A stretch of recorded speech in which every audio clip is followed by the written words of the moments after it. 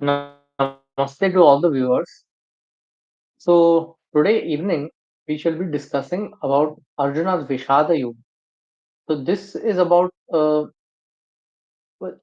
first chapter and the second chapter of the Bhagavad Gita and the dilemma that Arjuna has and how Sri Krishna approaches with him with solutions for that dilemma. So yes, Rishi, do you have any starting words? And then we can begin with. Namaste to all of the audience, uh, Ninar and Dharma as well. Uh, just as Ninar said, we will be discussing specifically on Vishada and the response which Bhagwan gives. Ultimately, that's what Gita is mainly about.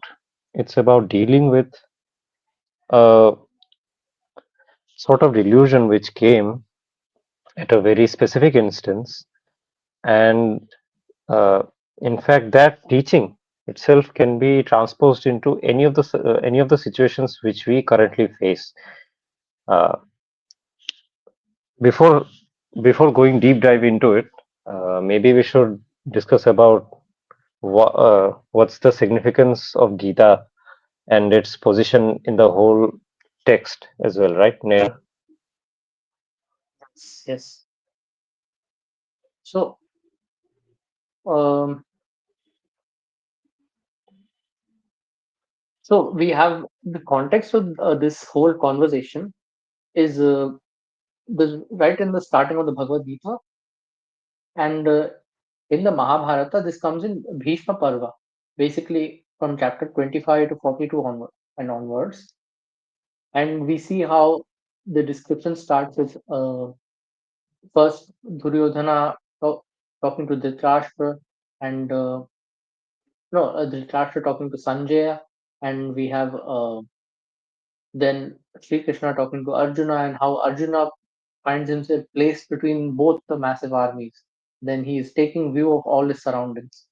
And right at that moment, this great archer, this great warrior who stands in his chariot, hearing all the shankhas uh, blaring and around him, for ready, prepared for war, and he is overcome with this strong emotion, strong feeling of wanting to back away, wanting to give up on his dharma in that moment.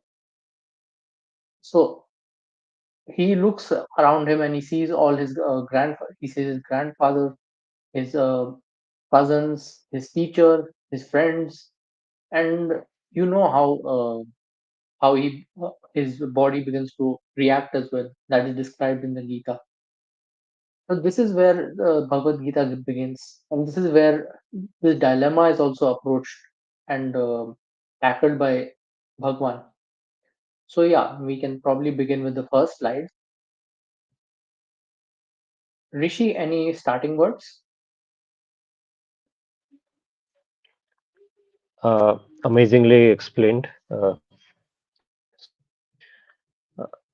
As Ninar said before, it's a situation where Arjuna actually puts himself in the first place. At first, if we deep dive into the text itself, we get to see that it starts with Dhritarashtra, who kind of inquires about what's the situation at the battlefield, and Sanjaya, his friend and charioteer and advisor, starts narrating to him the whole situation. Going forward, we see that after blaring of the conch shells and so on, Arjuna himself says to Bhagavan that take me into a spot where I can actually gauge the opposing army. And that's where Bhagavan takes the chariot and rightly puts it in such a position where Arjuna at the back he has his own army, the Pandava army, and opposite of him is the larger Kaurava army. But in that, at first glance, he doesn't look at the enemies, so called. In fact, he gets to see his relatives, all of the relatives. Some of them were mm, some of them were grandfathers, teachers, uncles, cousins. Uh, some were even uh, what should I say, nephews. All of them he was Yes. watching. Also, mm, couple of generals and so on who he had met, who he had interacted with.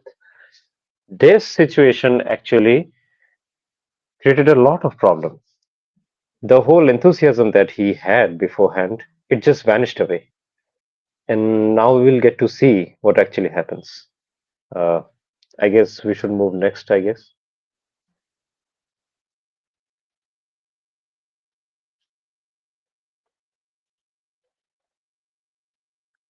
Nina, would you take it up? Yes.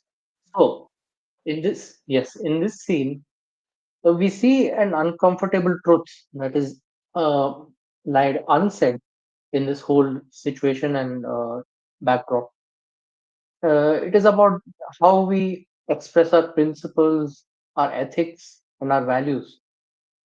But the underlying reason for that, for the expression of these principles, values, and ethics, they turn out to be just simple fear.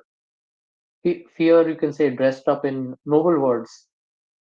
That is what is the story of Vishada, in Arjuna's Vishada in this instance. It doesn't mean just sadness or dejection. It is about paralysis of action, fear of action, uh, fear that you cannot move forward with the action you were already ordained to do, in a sense. So, several verses in the first chapter of the Bhagavad Gita describe physically and emotionally how Arjuna reacts to this dejection overcoming. For example, we know of the how the bow, the Gandiva, slips from his hand, and then his skin starts burning intensively. He has intensive goosebumps. You can say, in the negative sense, that he is fearful of taking up his his duty. And finally, he makes an appeal to Bhagwan that I am not able to stand firmly at all. My mind seems to be wavering, and I want to back out from what was my duty, what till now I had considered my duty. From this point on, he begins his kind of philosophization, the philosophization behind his fear, um, to justify him backing out. Yes. So, Rishi, any points on this? Of course. So he comes up with many justifications for the situation that he is in right now. Looking at all of the relatives and the consequences which he will be facing by enacting uh, the so-called objective which he had in his mind before coming into this situation, all of that vanished away. And because of the dire situation which Nina expressed about Arjuna, he then comes up with various arguments. Uh, Primarily, we see that he says basically that after all, we know killing is adharma, himsa is adharma, and not just that, killing, he is not going to kill any random guy, but he is going to kill especially teachers, his elders, kith and kin, and that is far more greater adharma. He gives many, he actually alludes to many uh, mm, what should I say, many texts. Uh,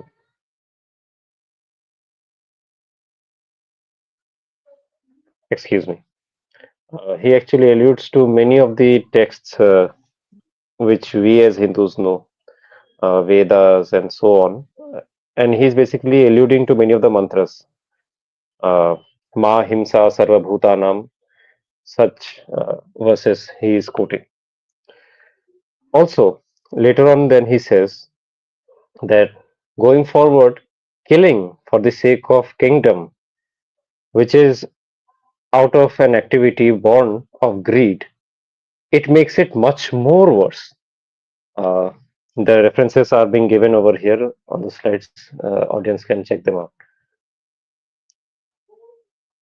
These are the two primary arguments he gives. First is Himsa is bad. Himsa, especially against his relatives, are far more worse. And then, because of the greed, uh, that also for a kingdom, uh, that makes it much more worse. Then he talks about war in itself is bad. War creates suffering, mass suffering. Uh, it engages in violence, and anything which is gained from it is drenched in blood. Therefore, it should be forsaken. He's actually trying to demonstrate that the activity itself should be abandoned altogether, let alone thinking about the consequences or the actions which would be taken in it. He is saying that the whole damn effort should be discarded altogether. Leonard, any more points? On the surface of it, his entire like moralizing of his arguments of giving up action also, it seems all quite nice. He's talking about being he's talking about giving up everything and becoming a sadhu. So he wouldn't have to lift arms against his own people. And on the face of it, it sounds very nice. He talks about not wanting people to be dead. That is also, it seems like a noble cause.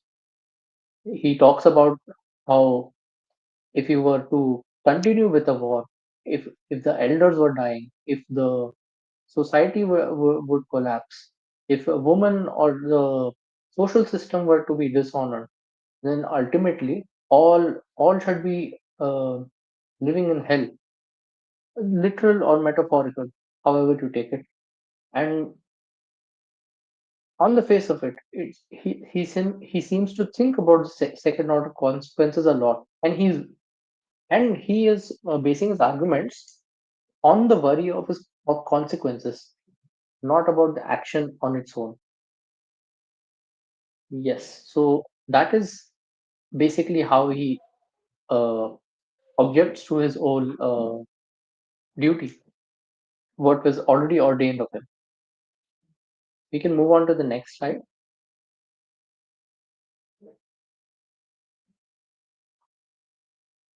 From this point on, we begin to see more of a dialogue, starting with Sri Krishna giving him a response as to how he perceives Arjuna's reaction and his words.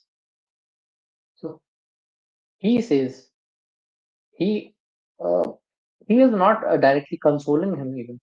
He straight away calls him out, and he says that the men you are who you are grieving for, who you think sparing would actually be dharmic, they are not worth grieving for, and sparing them would be adharmic.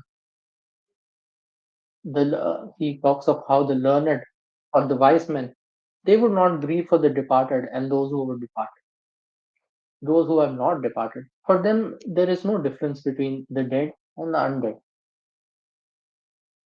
This uh, action paralysis, or you can say Arjuna wanting to give up his own dharma or question his own dharma and instead follow para dharma, that is seen as cowardice in a way. And there are many ways of looking at this, but in a sense, it is also true because uh, he he is moralizing his fear, his own cowardice, and finding an argument after that, after to basically to satisfy his fear, to be a slave to it. If you were committed to your duty, you would not be trying to satisfy your fear and would uh, be committed to the duty just normally. So Rishi, Do you have any points on this? Yeah. So on this issue, I think you have touched on the initial response from Bhagwan, right? So Bhagwan, instead of Yes. consoling him, is actually repudiating him. He is not at all in the mood. In fact, he thinks of it as a charade, I guess, that in such a crucial portion, he is getting into such a temper tantrum. In fact, for the audience sake, I must reveal this. Even an inner will be able to say much more on this. So, before Gita, the situation in which Gita is being delivered, before that, there were long series of arguments, debates, communications, and so on between the two Kauravas and Pandavas. In all those instances, Arjuna actually had supported the idea of war, a just war, especially, and he was all totally prepared for going into this action. After all of this pronouncement, when this situation happens, if we see that in if we see this instance as far as that context is concerned, we'll actually appreciate why did Bhagwan respond in such a manner. Because without understanding the context, many people cannot even interpret Bhagwan well enough. They might think that why is he getting so uh, mean? I guess that would be the word appropriate here. So why is he getting so mean towards Arjuna? Arjuna is saying such correct things, but in fact, it's not true. So leaving that aside, now if we go further, Bhagwan actually, what Nina explained right before me, Bhagwan counters this escapism, and he also, I shouldn't, I guess, now refer to the verse.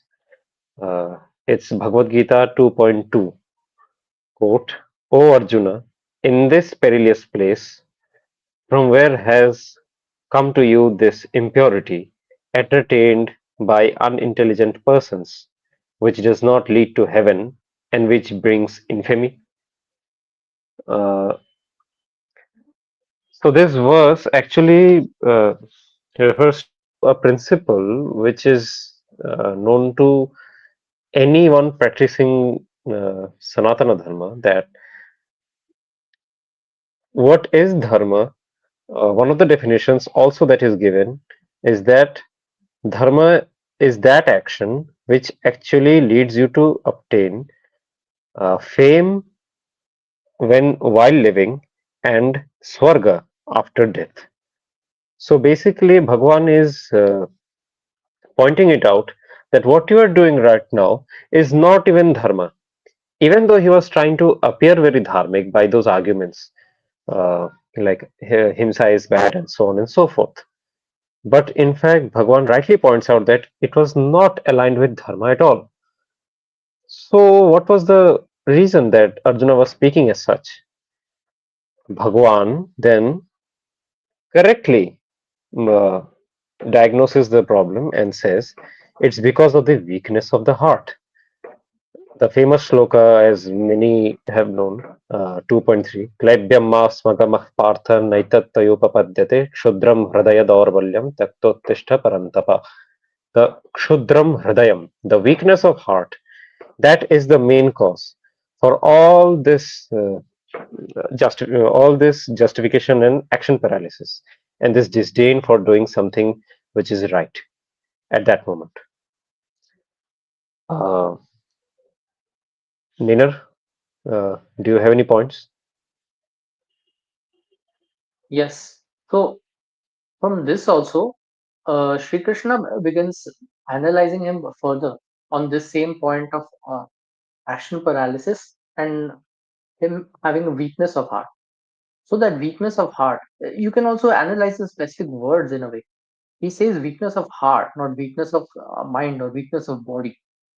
Heart, because it comes from a place of emotion, a place which is more, you can say, susceptible to the um to attachment in general.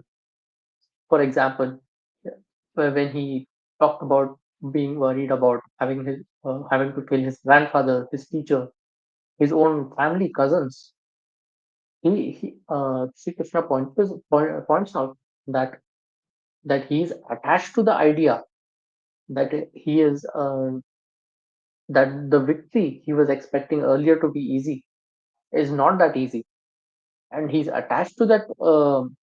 He's attached to the very people who he might want to kill.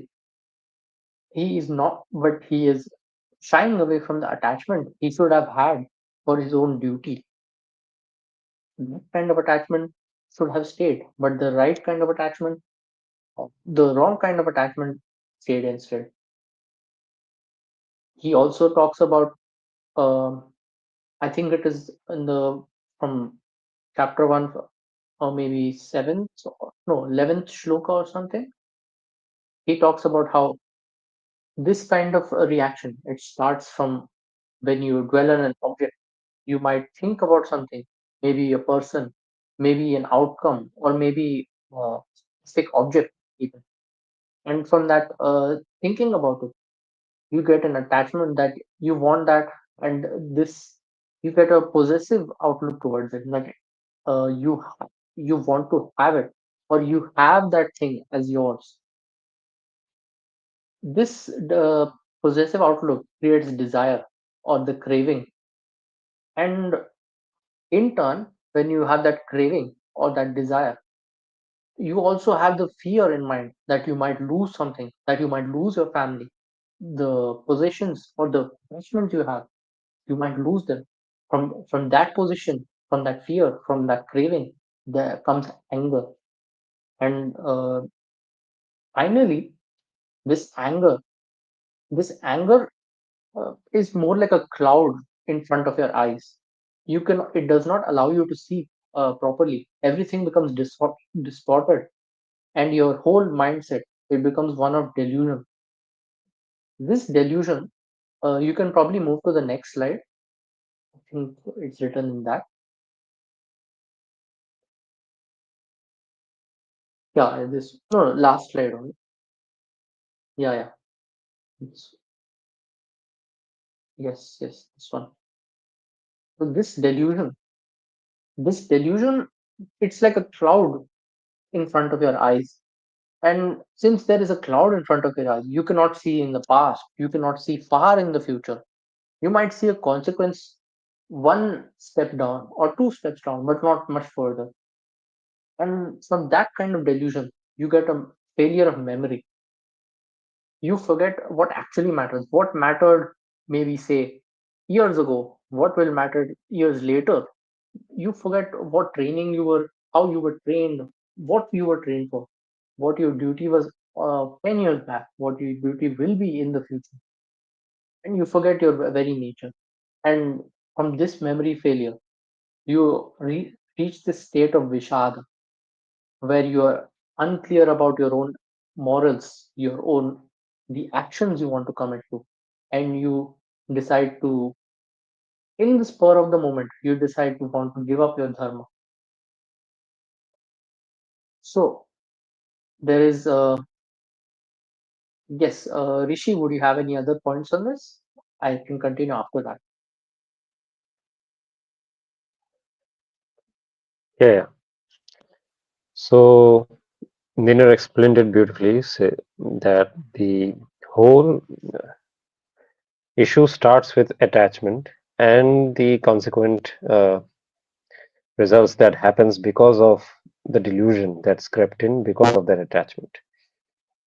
Another side of this of these set of arguments which Arjuna gave while he was in Vishada was that all of the arguments prima facie were approaching from an issue also explained by Niner beforehand, from a perspective of profit and loss. Like even uh, when he's engaging in his duties uh, through any means, mind, body, speech, etc., uh, it's all it's always about the results. He was always thinking about what will the result of it, and therefore should I be doing that action or not, regardless of regardless of the validity of that action. And this is something which is born from egoism, from this whole notion that I'm the doer and I'm the enjoyer of the fruits. Excessively motivated by results and consequences of those actions, Arjuna tried to um, examine his options on the basis of what appeared to bring greater benefit or most pleasurable outcome, and not on the basis of what truly constitutes righteousness or dharma. Because of this, uh, between he had two choices. So between him killing his own kith and kin uh, for an actual uh, an actual moral issue, or the other choice was to stand alone at the end and giving up on the whole action, aka the war. He chose the latter because he thought if he does the latter, he will be ensuring survival of the family and friends, and he would be able to enjoy rest of his life with them. So, because of that cost and what should I say, profit and loss mechanism, that was this option he chose, and to couch that, he used the language of dharma. Although deep down, all of his arguments were basically based on desires and selfishness, in fact. And also the another point which is very crucial indeed. In fact, we know in the second chapter itself, I think after 2.3, Arjuna himself admits the fact that also in first chapter he does that Kauravas were in the side of Adharma. They were actually the evil. They were not good people. And that as a Kshatriya at that moment, he had a duty to vanquish the evil. But yet he chose and he ignored his duty because of that cost benefit analysis that he did at that time. So, because of that attachment, what Nainer explained created that whole cycle of confusion, anger, and literally delusion at the end of the day, and all sorts of uh, problematic issues that came in for him, physical as well as mental. And now he's actually doing something which is adharma. He's relinquishing his duties because of that whole attachment, because of that whole profit and loss perspective that he has by now. In that case, Arjuna faced a dharma sankata where he had to choose whether or not he would be performing swadharma or he would be going into paradharma, aka living the life of a kshatriya and surviving by begging and so on and so forth. He chose the life of paradharma because of attachment to kith and kin, and because he had beforehand couched the whole argument that he had in the language of dharma. So these two problematic issues created the whole problem of Vishada for Arjuna. I think, Dinner, we can proceed from here on, right? Yes. I only have one more thing to say. So, uh, on the next, you can go to the next slide. In that, so we see how Sri Krishna calls out the pretty weakness of heart. The reason, once more, let me repeat that the why he calls it the pretty weakness of the heart specifically. is because heart is where emotion resides, whereas the mind is where the intellect resides. His intellect is not being used, while the emotion, which drive his sense of attachment, his ego, that sense of I, that sense of mind, Mahakar, that has taken over.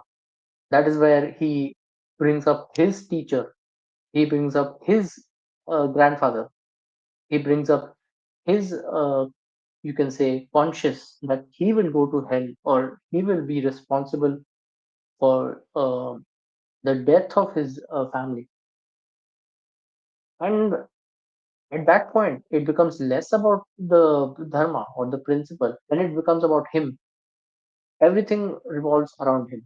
It revolves around his conscious, around his parents, his grandparents, his teacher, his cousins, and so on. Ironically, that is the opposite of the compassion and selflessness he should be showing. Selflessness would be to not make everything his and to actually ask the right questions. What would actually stop, say, Duryodhana's tyranny? That would not require him to be suddenly compassionate and forgive him and abandon the battlefield. That would require him to fight and prove that he is wrong on the battlefield. Instead, he was powering down in his chariot and asking, how can I feel validated about this guilt? How can I escape the temporary terrible choice? Even though in the long run, it is actually the good thing to do. So, in essence, he was trying to uh, hide his fear or his paralysis behind these, so you can say, nice sounding ethics, nice principles, and so on. It sounded very noble, but Sri Krishna, as he was not buying it. Therefore, he gives us a two-pronged solution. He gives us a solution after this.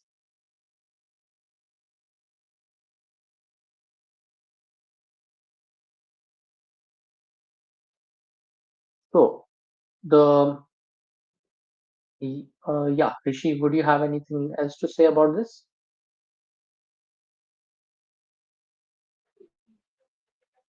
Yeah, so the two-pronged solution which Bhagwan gives is found in his response. So the first kind of response that he addresses is the issue of uh, the problem which Arjuna was facing. I will be killing my relatives uh, by waging this war. So he addressed this issue by revealing the uh, what is colloquially called as Jnana Yoga, or the knowledge of immortality of self. He talks about how the self, which is what we call as the I, so that self can never be harmed at all by any means necessary. Uh, there are many slokas in that regard, as we know. Nainam chindante shastrani, nainam dahati pavaka, and so on and so forth. That shloka, and there are others. This one does not kill, nor is it killed. 2.19. Another one would be great. It cannot be cut, it cannot be burnt, cannot be moistened, and surely cannot be dried up. It is eternal, omnipresent, stationary, unmoving, and changeless. Gita, second chapter, 24th shloka. There are many such slokas which he gives, and these statements actually provide arguments to completely prove the point that what he will be doing as action, so called killing, he won't be actually killing people at all. They are eternal selves and they are already immortal. That was the first problem that he dealt with. And in this regard, I think I must say some more points on this. So, Basically, this whole issue of Dharma Sankat, which Arjuna was facing, was caused by uh, what is known as Arishad Vargas, or the six passions that one is hit with: Kama, Krodha, Mada, Moha, Matsarya, and so on and so forth, which has its root in avidya or ignorance. But ignorance of what exactly? It's the ignorance of reality, actual truth. If we do not know the actual truth, we actually make up things. Uh, and by making up things, we fall into delusion, and then all of the Arishad Vargas harm us. That was the case with Arjuna as well. When we are relieved from this uh, ignorance and we encounter the reality that we are not limited by the body mind complex, but instead we are self Atma, which is immortal and infinite, we actually have a new dimension open to us. Because of this ignorance, one had developed identification with the body mind complex, on the other hand. And there rises ahankara, the I-ness, and mamakara, the notion that this is mine, this is not mine, as Nainer had explained beforehand. The ahankara and mamakara towards his relatives that Arjuna had felt, that ultimately led to Vishada. So the first solution which Bhagwan gave was to cut at the root cause of that very problem, which I had uh, said before. By destroying this avidya alone and by revealing the reality of self, which is immortal, which can neither be killed nor is it a killer, the point is the point which Arjuna was making at once gets demolished, and he starts to realize the immortality. Now he will be no longer deluded by false attachments to the physical identities of the kith and kin, which had prevented him from performing his Kshatriya Swadharma. Thus, Arjuna's Kshatriya Swadharma, to the knowledge of the self, Bhagavan actually locates and anchors one's Swadharma in the larger context over here, that is the Dharma Yuddha, which he is waging right now. This is the first approach which Bhagavan takes in. Uh, I think the next approach will be explained to us by Nainer. Any points you have, Bhai? Yes, you can move on to the next slide.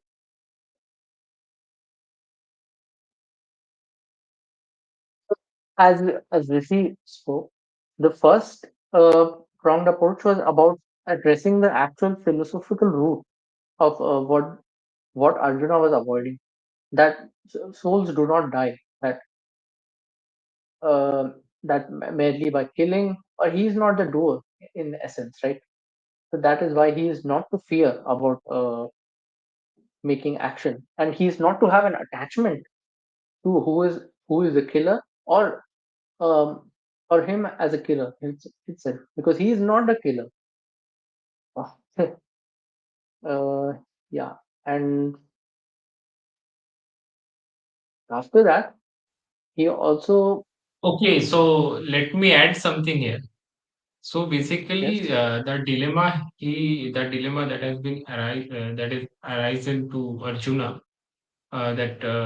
So first, as Rishi shared, that the main cause that why he is accepting paradharma instead of his own that is his instead of his own dharma, swadharma, that because of his deep desire and and also he's of thinking the consequences which are in no way in his hands, like also Sri Krishna further says that whatever you do, like if you fight the war or if you don't fight the war, it doesn't matter, it will happen, it has to happen.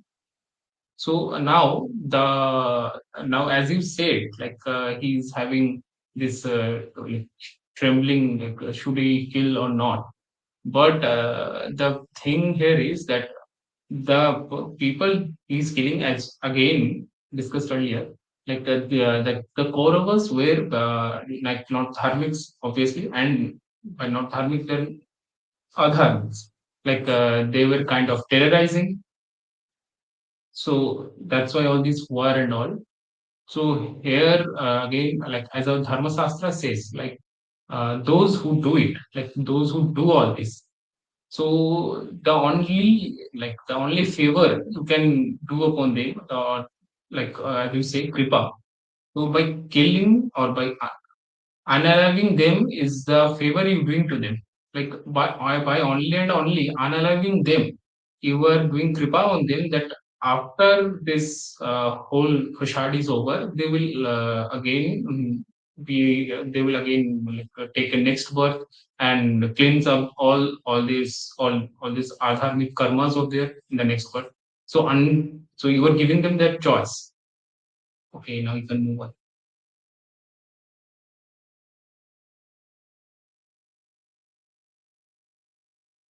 Yeah. So, and another part of the answer which Sri Krishna gives is about not just about how souls do not die and that he is not the doer and so on. Also thinking about the individual actions leading up, both of the Kauravas and Pandavas. Uh, he says specifically to him that he is a Kshatriya, that it is his nature, his all his training of his life has been for this, that he was born to take part in this war and to deliver to Dharma. Say, like for every profession, every kind of person, they have their own Dharma. And for a warrior to kill, that is a natural part of his Dharma. Say a hunter would naturally have to kill an animal to have to get the products from it. It does not he does not cover from it with the excuse that it is violent or so. So that duty that remains, that duty dharma or his swadharma of a kshatriya, it is delineated as protection of the innocent.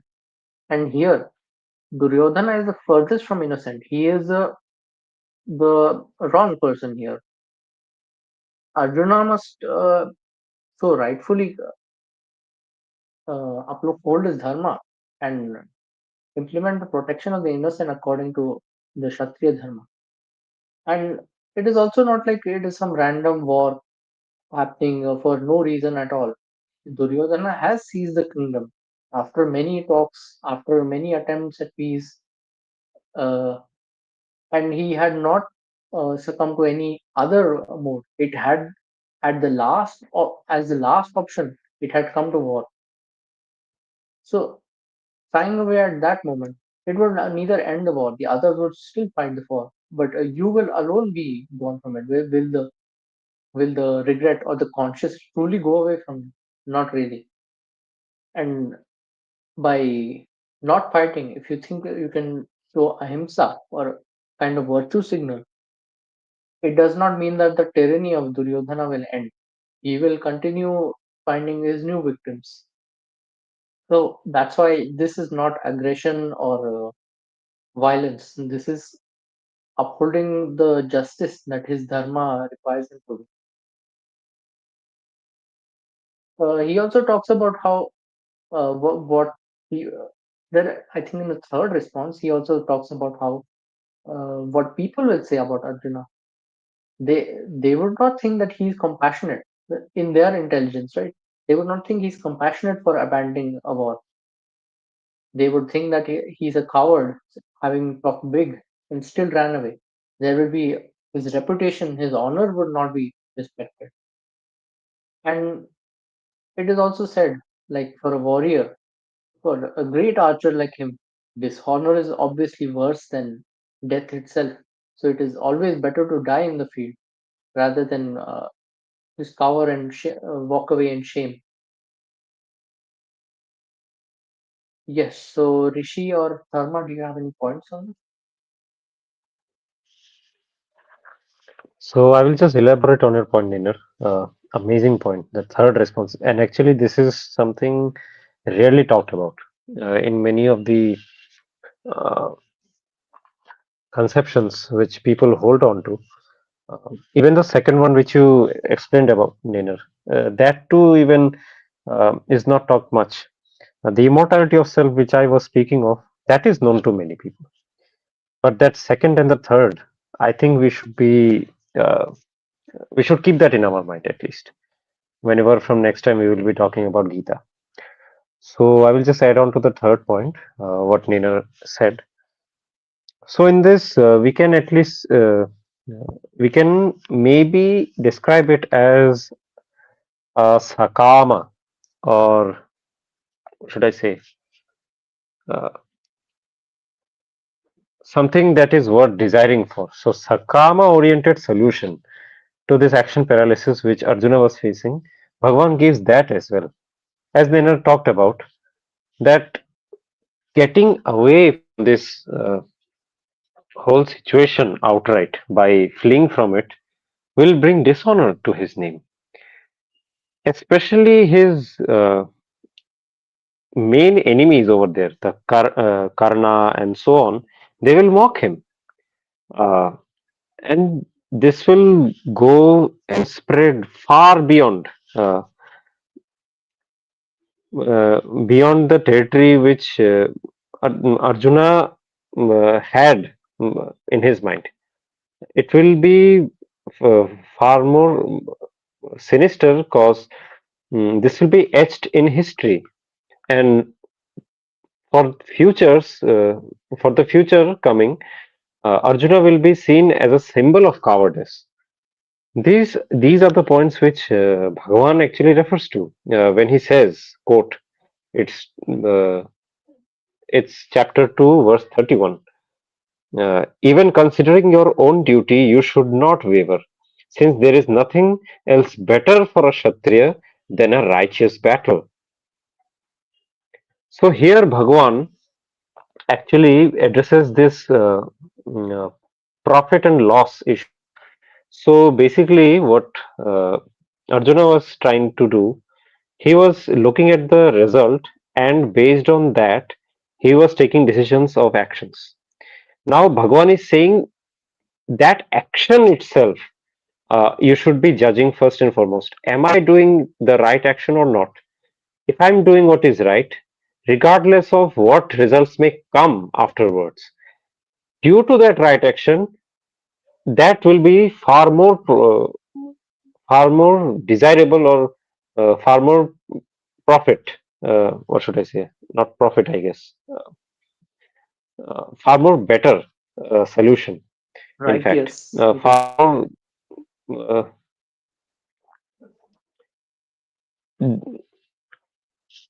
let's just say far more. Uh, Right. Yes. Right. In a way. uh, I guess right. Yes, but I should say. Uh, okay, Nina, you can maybe help me on this. So. Uh, what should I describe it as? So basically, Bhagwan is trying to explain that the action itself is so much better, regardless of the result it might produce.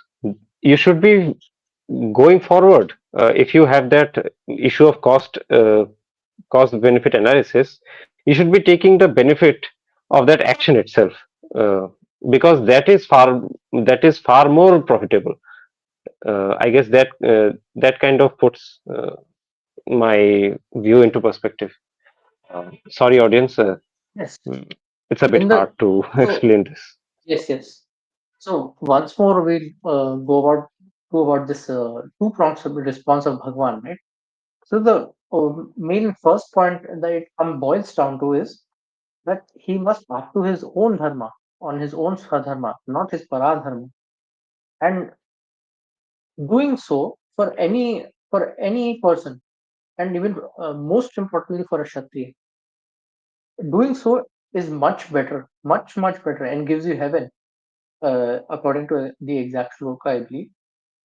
Even if it feels difficult, it feels unpleasant, but remaining steady in your own dharma is 1,000 times better than taking up someone else's dharma.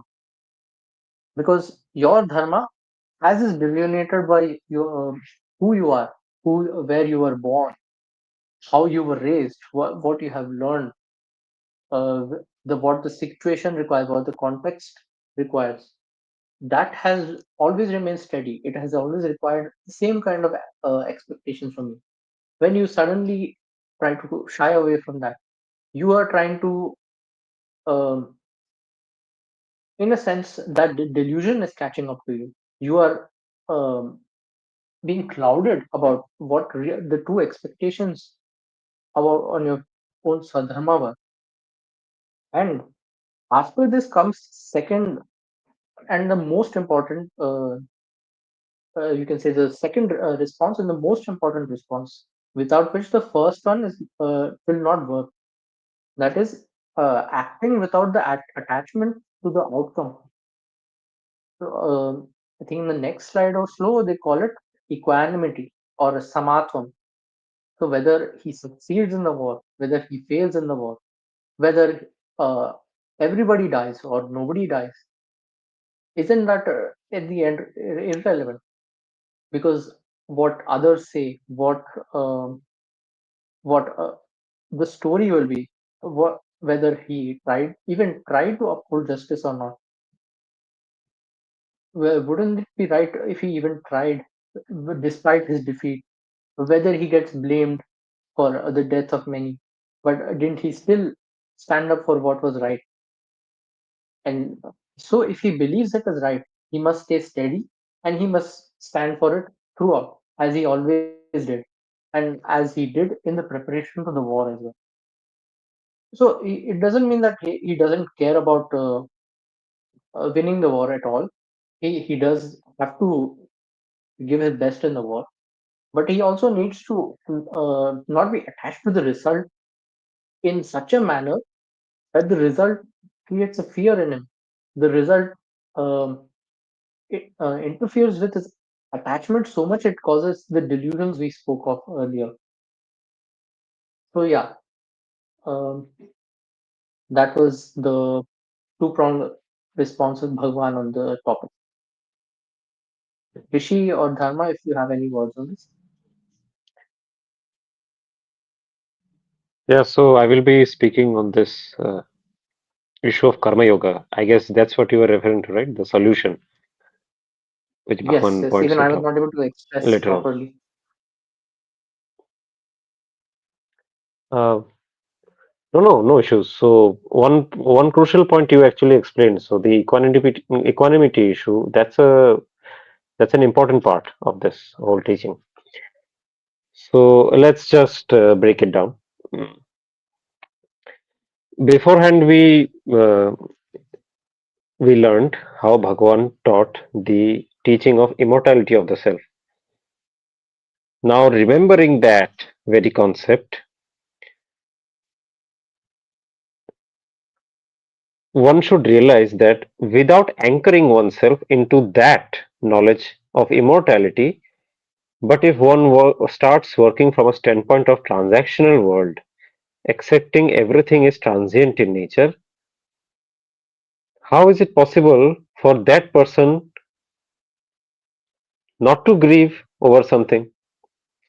In fact, Arjuna was grieving because of that very standpoint and that very thinking which came from that standpoint.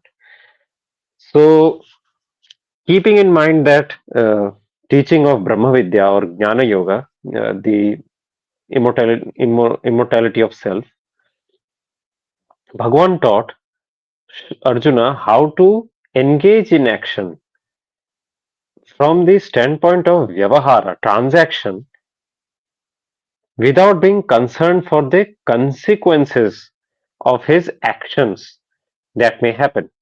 This obsession with consequences of actions actually led him to mistake his swadharma as adharma and paradharma as swadharma, resulting in that action paralysis situation. So, in this teaching, of Karma Yoga, as we see upon the slide, Bhagwan mm, breaks down into four portions. So the solution, first of all, starts with detached action, which has to be dharmic and not adharmic at all.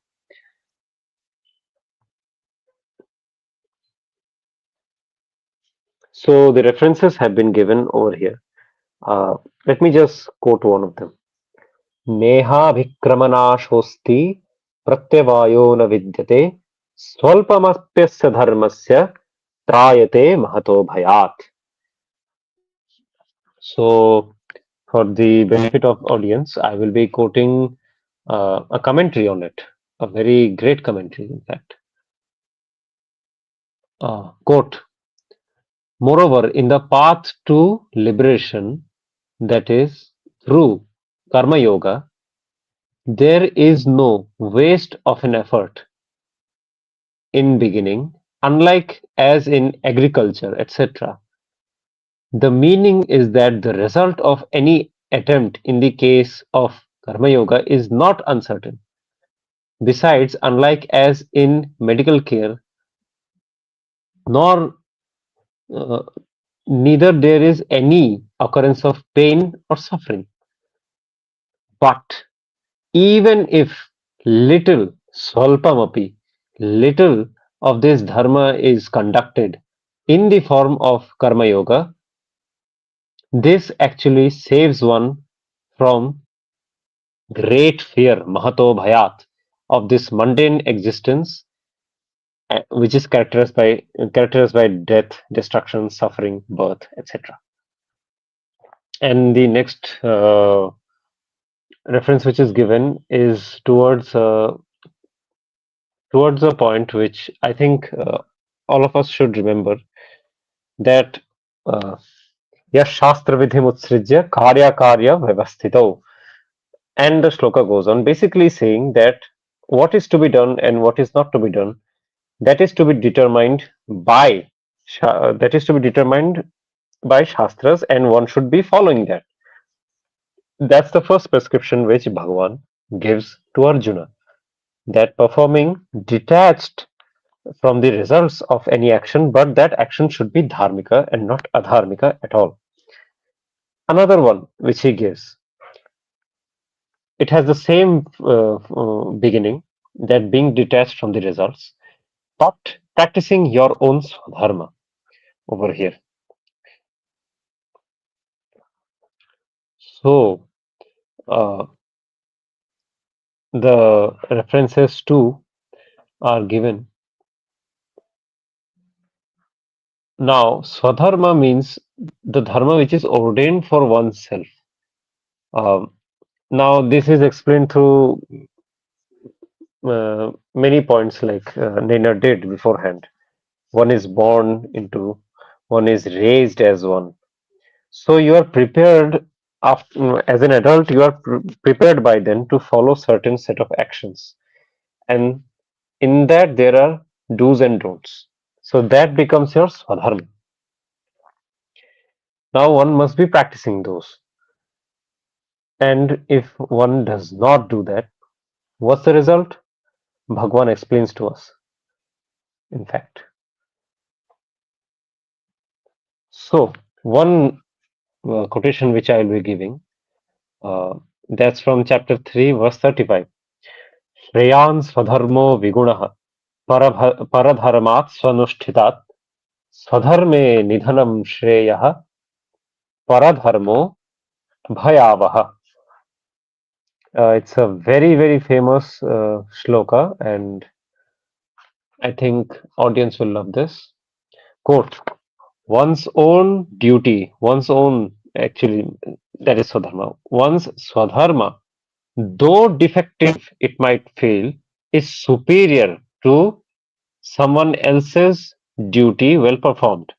Death is better while engaged in one's own duty. Another's duty is fraught with fear. End quote. So these are the first two teachings that Bhagwan gives.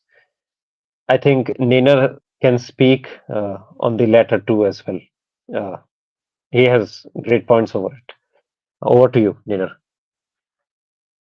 On the point of uh, doing one's own duty over someone else's duty, I would like to bring the example of uh, about how even if it is defective to stand your ground and continue doing the duty you are ordained to.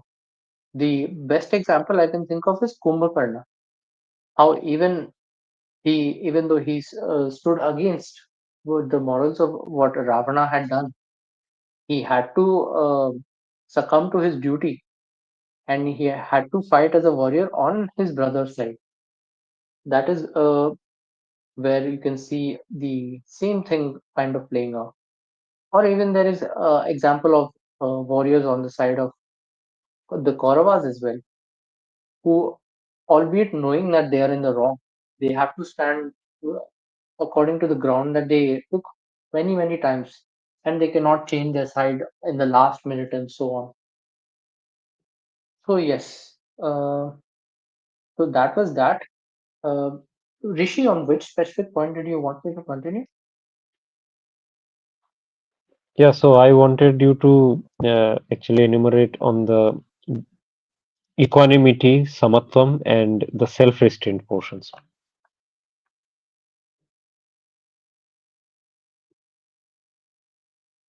Okay, um, so samatvam is basically about the detachment from the results of your or the outcome of your actions.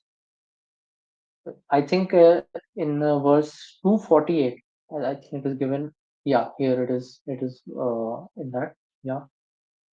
So it means that whether the outcome, whether it is success, he wins the war, or he fails, that is, he loses the war, and many people are killed, or many are not killed at all.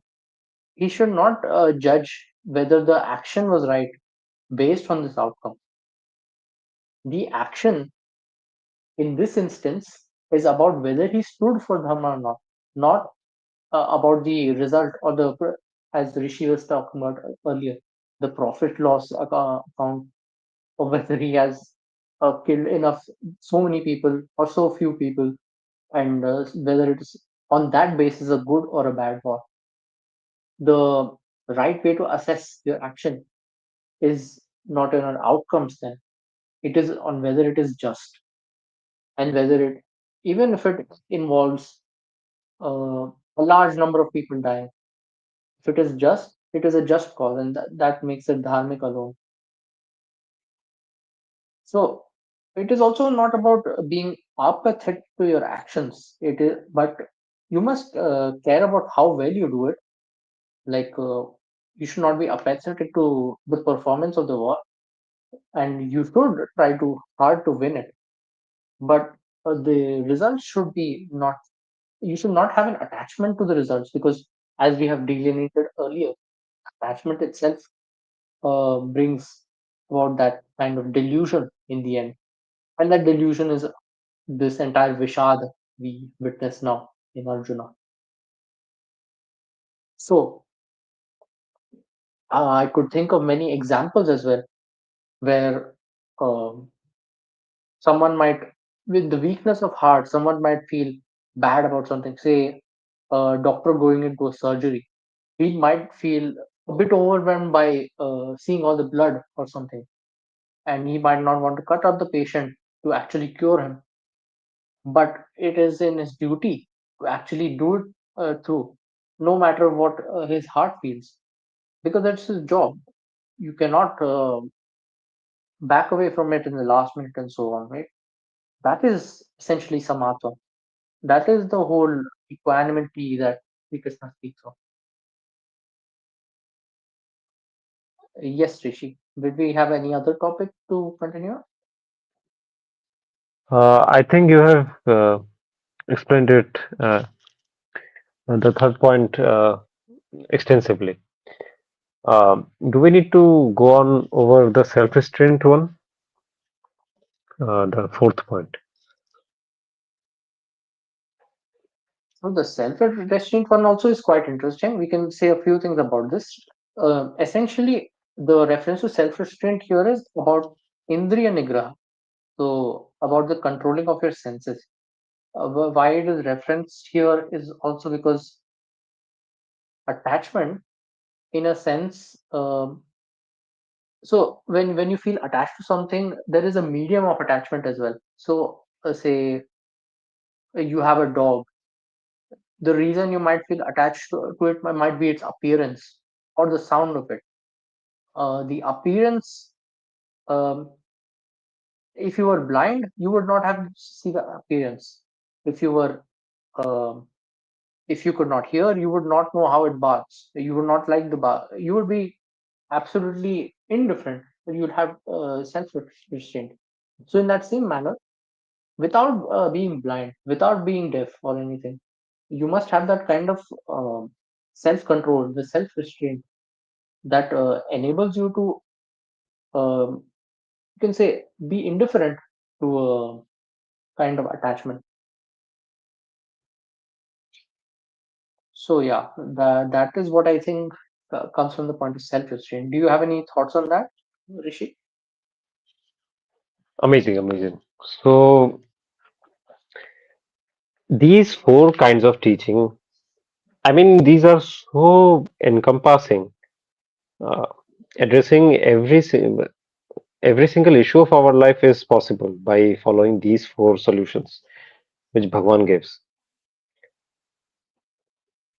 Gita, in fact, is many commentators in history have talked about it that Gita, even though it appeared in a very specific context of war, it is addressing such universal issues. It could be posed over any problems, in fact, because there are many places where we fall in this sort of conundrum or dharma sankat. And it is also because of attachment and uh, attachment to the very situation that we are in or to the results that we may incur because of what we might do at that point. All of them are solved by following these four uh, principal teachings of Bhagavan. These work then, these shall work even now. If these are not kept in mind, I don't think many of the problems that we face now can be solved at all. Even then, mm, uh, Arjuna faced many situations where he gets into problems, but he is reminded again and again of these teachings. And lo and behold, we know the result of the history at that time.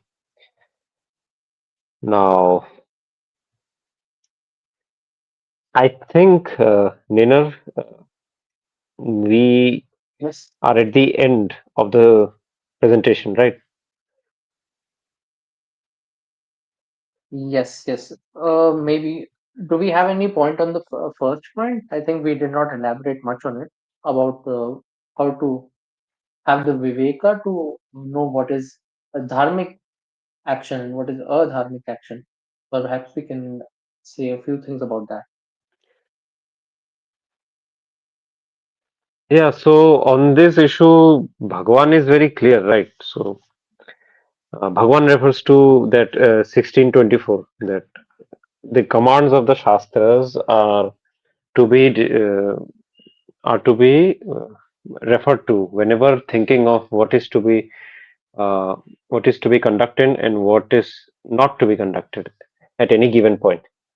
Uh, this viveka especially develops from karma yoga because by engaging in self-restraint and so on, we actually develop our mind to be very analytical and to be very cautious. Also, these are first principles. So when we start having these, automatically we have this knowledge too as well that okay, I know that the situation which I'm in right now, what is to be done and what is not to be done. It's very easy because when you start having situations And when you start thinking from a perspective where you are non-attached to both the results or the surroundings, you can actually think uh, far brilliantly, uh, which you would have not if the other case, if it was the other case. So, due to this non-attachment, then it becomes very easier for you to have that vivek, that discernment that okay, this is right, this is wrong, and this must be done, regardless of whatever may be the results that may incur. Cause at the end of the day, those results are not in our control at all. It is in the control of outer forces. Uh, those are also deeper concepts which Bhagwan explains later on in Bhagavad Gita. We shall not deep dive into that. But for today's session, in this regard, the Viveka which Niner was referring to, this can only be developed through the practice of Karma Yoga and especially of non attachment and equanimity of mind. And I guess, Niner, any points you have for the latter prescriptions which are Yeah, given so on the we can slide? move on to the summary. We can move on to the summary of what we have all discussed today. So this was essentially a presentation about Vishada, Arjuna's Vishada, and how Sri Krishna approached it and answered it appropriately on various levels, with various responses as well. Uh, but this is not just about Arjuna or not just about Sri Krishna giving an eloquent response. It is also about the crises every person has in their life, the kind of situations which we face from which we want to shy away from with our with our own moral justifications, and we always we kind of try to stay in that state of action paralysis. The excuses are largely the same in those situations, that I am being very compassionate by sparing and not engaging in the war. I am uh, it would complicate things down the road, or it would you can say that you pretend to be more thoughtful in a way about your actions and think about consequences so much it overwhelms you. Yeah, so that is there.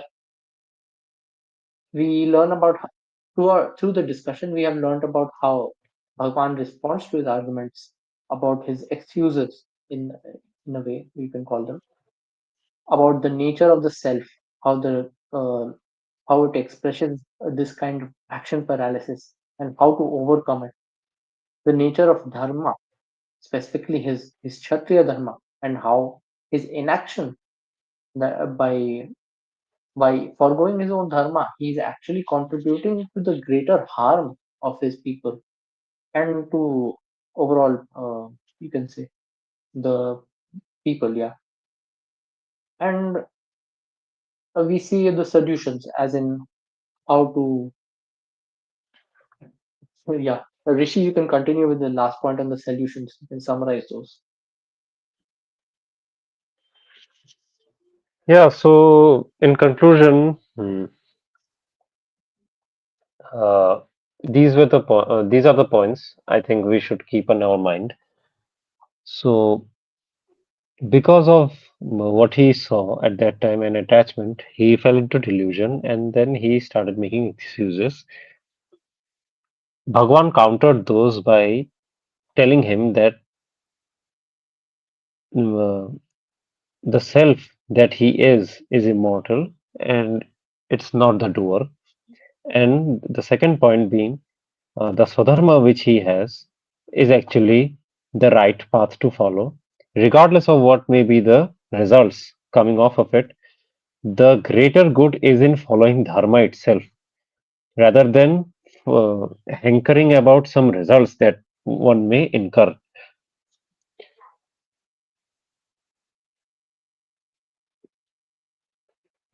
Now, after that, Bhagwan also tells us how to actually lead our life and not be following into this trap yet again and again.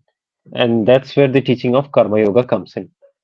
Uh, this is the first basic teaching of Bhagavad Gita, and primarily this was the uh, teaching intended for Arjuna and people like Arjuna, which are all of us, common people, because we all fall into that trap just like Arjuna fell.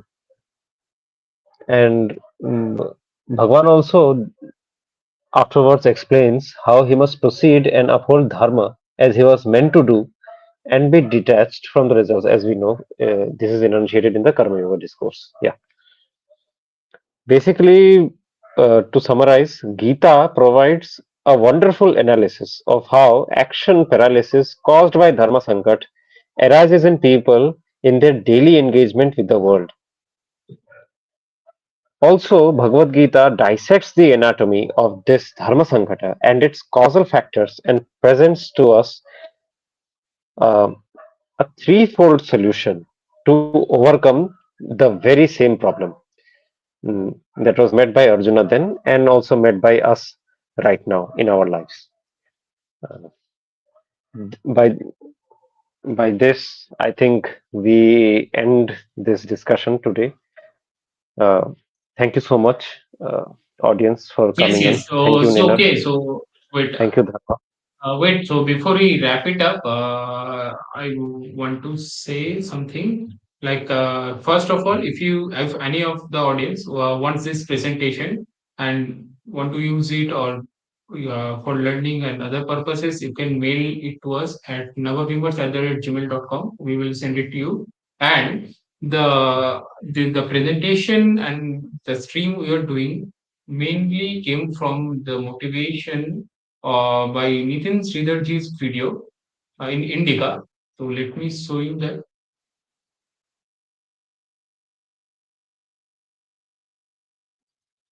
Just a minute.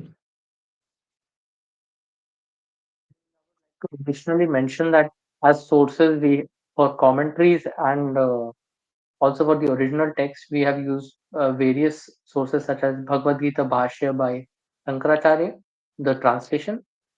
We have used the whole Gita home study course of Swami Dayananda. We have used then the Holy Gita of Swami Chinmayananda, and we for the original verses we have used um, the Gita Super Site of IIT Kanpur.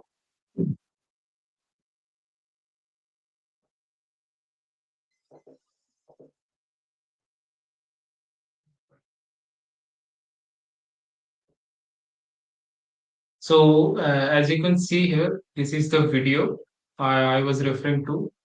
So let me paste the link in the live chat, and you will also get the link in the description and the pinned comment section. Do check it out.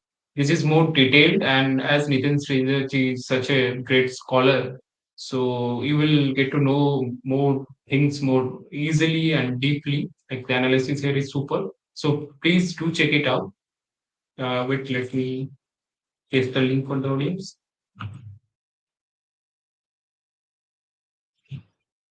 Are there any questions? No, there aren't any There questions. is one. No, no, there is one. Oh, There is there one. is one. There is one. Yes. Okay. First, let's take it. This one. So answer Nina and Then, Rishi. what does the Gita say about controlling temptation? So, it boils down to the same 4 points we discussed at the end, right? About self-restraint, about detachment from the fruits of activity. Temptation is basically, you can say, attachment, right? It is wanting of an object, a wanting of a person, and so on. From that, you must practice self-restraint, because temptation is is a meaningless end in itself.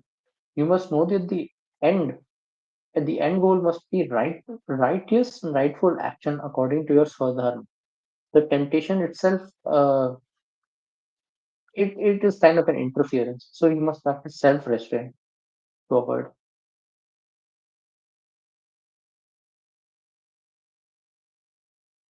Rishi, do you have anything to share about it? Yeah, yeah, yeah. Yeah, so I will just quote the section from which we get this. So basically, Bhagwan refers to this again in the 12th chapter later on. Mm.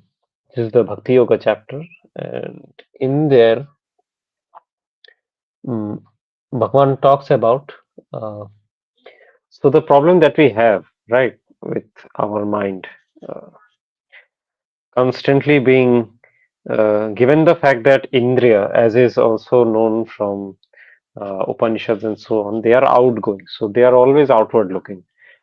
There is a nice example even given in one of the Upanishads that when a Vatu is studying his scriptures, he hears a sound outside the door and immediately he looks over there.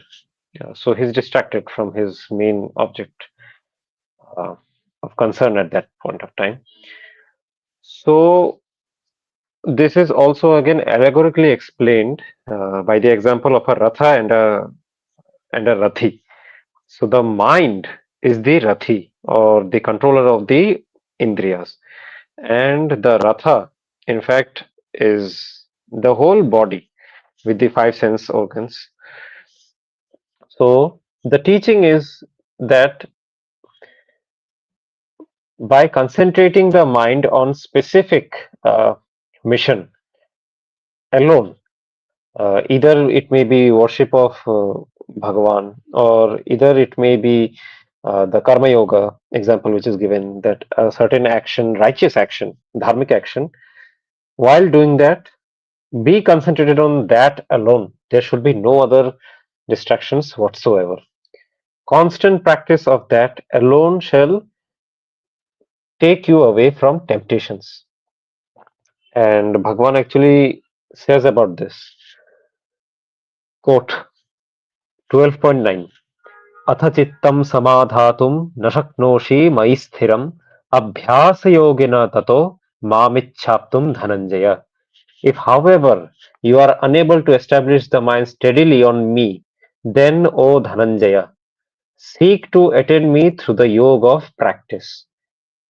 So Bhagavan tells us that it is only through abhyas, only through practice, practicing these principles in your daily life again and again. So repeat and doing it again and again and again alone can take away from this uh, vice called temptation, which we fall into also again and again. Also, this practice isn't mere practice or for like concentrating on God.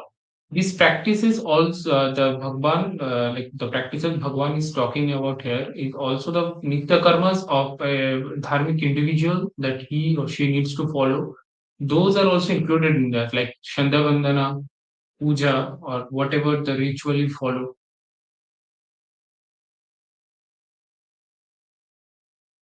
Yes, and in general, Samanya Dharma as well. Yes, yes, of course. So now the next question is, please do a episode in Hindi. Oh, okay. So we will consider it, and I think we will do indeed do a episode in Hindi. Yeah, it will What be do you much say? more Will easier, you I take think, it? for all of us. Yes, yes. Yeah. So I think now we can wrap it up. So again, I will say like watch this video by Srinithin Sridharji, and an amazing piece of work.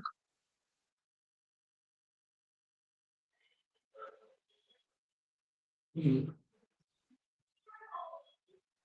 So then let me end uh, this whole podcast of today by quoting a shloka from Bhagavad Gita Falashruti. It is supposed to be said after, at least after reciting some of the verses of Bhagavad Gita. So I'll just quote that. Uh, गीताया श्लोकदशकं सप्तपञ्चचतुष्टयं द्वौ तदर्धं वा श्लोकानां यः पठेन्नरः चन्द्रलोकमवाप्नोति वर्षाणामयुतं ध्रुवम् Gita Path Samayukto Mrto Manushatam Brajet. So thank you so much, audience, and uh, uh, please forgive me, especially for lacking in vocab, because it's a very deep topic, and I had to prepare it, and also there were some problems from my side. So kindly forgive me for any of the discrepancies which have come in. I think, moderator, you can. Okay, thank you so much. Thank you, everyone. Jai Sri Ram, Vande Mataram.